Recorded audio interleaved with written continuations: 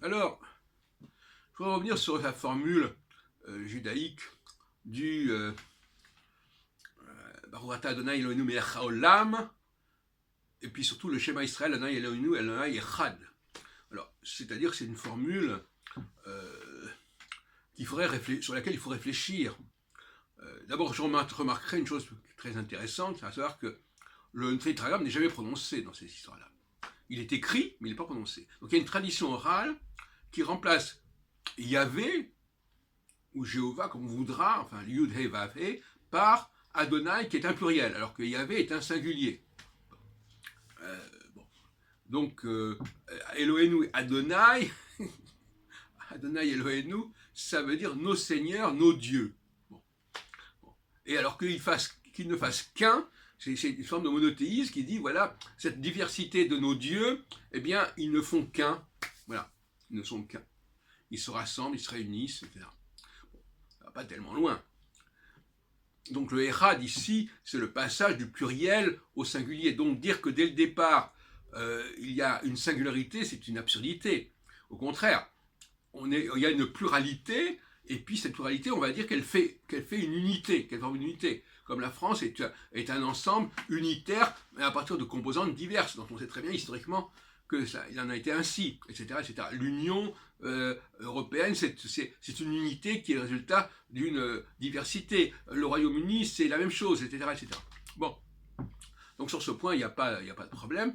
Il ne faut surtout pas confondre cette unité liée à cette volonté de réunir tous ces dieux en une seule entité. C'est d'ailleurs ce qui se passe avec quand au buisson ardent, Yahvé, enfin, justement, c'est pas Yahvé, mais enfin, ce Dieu qui se présente à Moïse, il dit « Je suis les dieux d'Abraham, je suis les dieux d'Isaac, je suis les dieux de Jacob ». Donc, il se présente sous une forme de pluralité.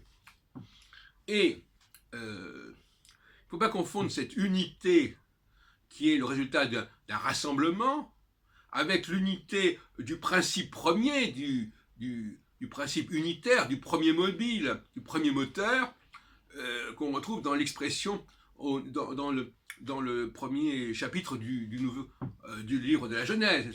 C'est pas du tout la même chose. Il y a une unité première d'un côté, et de l'autre côté, il y a une unité qui est un aboutissement. Il y a une unité qui est un commencement, avec le commencement, et puis l'autre qui est une unité qui est un aboutissement. C'est pas du tout la même chose. Alors dire que cet commencement, cette unité première, cette unité ultime ne font qu'un, c'est une absurdité. Bon, donc, attention. Alors malheureusement, les choses sont assez confuses dans le Pentateuque, parce que on a remplacé au tout début de la Genèse le Yahvé par Elohim, ce qui n'arrange pas les choses, et ce qui crée encore plus de confusion dans l'esprit, puisqu'on dit Bereshit bara Elohim et Hashamin et Haaretz, alors qu'il devrait être écrit Bereshit bara Yahvé, Elohim et Haaretz, parce que bara est un singulier en plus. Bon, bara, il a créé, donc Yahvé est un singulier, on ne peut pas mettre Elohim. Alors, je sais qu'il y a des explications plus ou moins alambiquées pour expliquer pourquoi ce Elohim est un singulier, etc. Mais ça ne tient pas debout, il faut bien dire les choses, c'est complètement tiré par les cheveux. Voilà, donc, il y a Adonai Eloheinu, Adonai Echad, ça veut dire, en fin de compte, il faudrait traduire par Adonai Eloheinu, nos seigneurs, nos dieux ne font qu'un. Ce n'est pas, comme on traduit, l'Éternel est notre Dieu, non. Nos seigneurs, nos dieux, sont des appositions. Nos seigneurs, nos dieux ne font qu'un. On ne pourrait même pas dire nos seigneurs et nos dieux, ça ne veut pas dire grand-chose. Nos seigneurs, nos dieux ne font qu'un. En tout cas, la tradition orale est valable.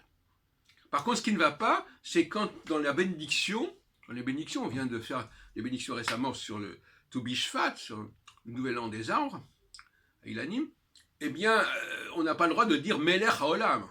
Ces dieux qui sont nos dieux, ne sont pas les rois du monde. Le roi du monde, c'est Yahvé, c'est le principe premier. Quand Moïse